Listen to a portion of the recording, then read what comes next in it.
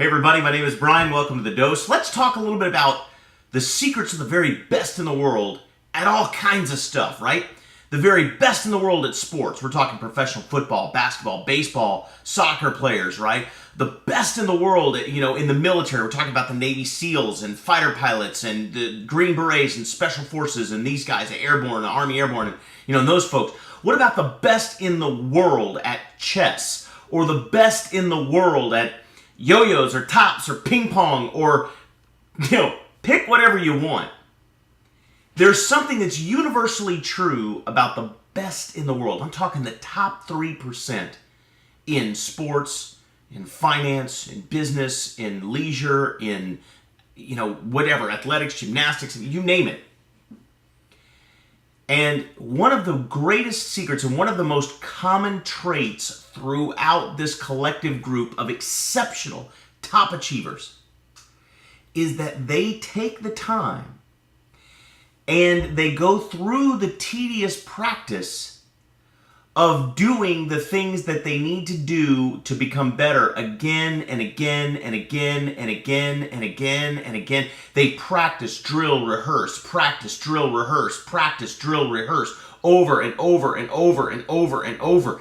Tiger Woods, when, before he had, kind of a personal fallout in his personal life and all that, but prior to that, when he was the best of the best in the world at the game of golf, and arguably maybe still the best golfer in the world that has ever played the game.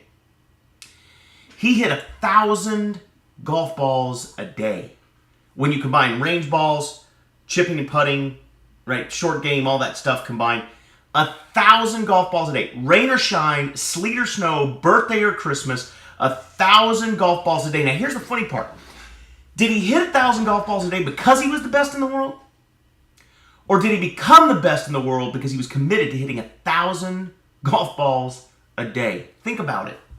Now, this is a guy that even once he was the best in the world, continued to maintain that training regimen. He sought out the greatest coaches, the greatest swing coaches, the greatest mental game coaches. He sought out teachers and mentors that knew individual aspects of the game better than anyone else, and he coached under them, he learned and he taught under them, and he practiced and drilled and rehearsed day after day after day after day with ceaseless, relentless commitment. Do you have that kind of commitment in the types of things that you're trying to become the best in the world at? If you're in a sales organization, this cracks me up, man. I know people that are involved in sales organizations, network marketing organizations, and you'll get a training video or a training disc from a top achiever in the industry, somebody that's made millions of dollars and done it better than 99.999% of the rest of the world in that industry, and you'll give a training disc, they'll listen to it one time and go, yeah, I got it. I go, did you listen to that training? Oh yeah, let's do it. A whole one time? Right?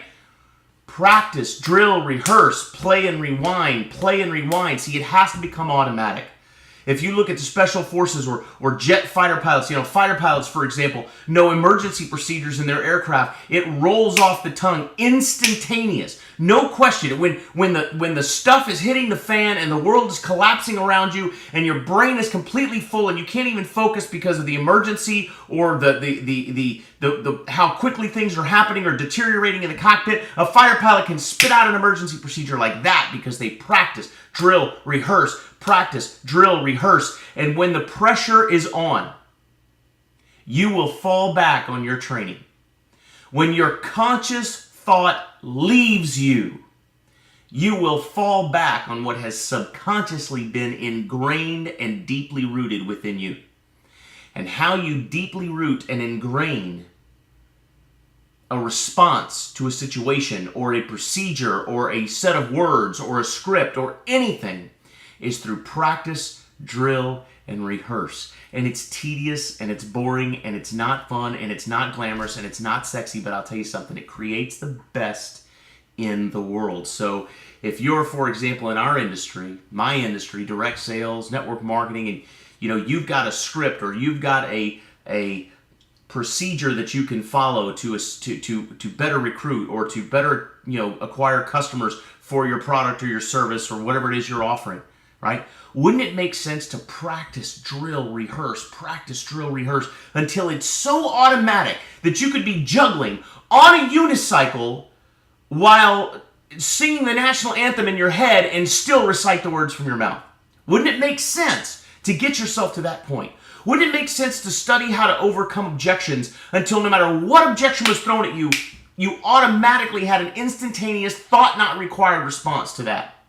Wouldn't it make sense to be so automatic with your gestures and smiling when you talk and with your emotional stability and emotional maturity that you didn't have to consciously think about it, it just occurred? Do you think when you're watching the World Cup and those guys are scrambling around on the soccer field and the ball comes to a guy that he has to stop and consciously go, okay, I'm going to take that ball with my left foot and I'm going to redirect it to my right foot and then I'm going to kick it over here and no. It happens so fast, it's instantaneous. There's no conscious thought there. Subconsciously, that person's brain comprehends how quickly the ball is coming, what direction that it's coming, who he needs to pass it to, and what needs to happen with his feet in order for that to go. And you can watch these guys do this on the field, man, for 45 minutes at a stretch, 2 halves back to back, and they're flawless and they're ceaseless and they so rarely make mistakes, and it's impressive to watch. But it's done through practice, drill, rehearse, practice, drill, rehearse. And that's why if you look at these, World Cup championship football players on TV today, call it football in Europe, call it soccer here in the U.S., right?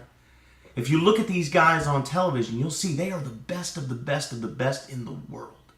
But they didn't get there because they read a book and just wanted to be the best. They were willing to do the hard work of practice, drill, rehearse for as long as it took to become better than everybody else. And that's the commitment that you and I need to rise to the top. And that's the dose, everybody. Make it a great weekend.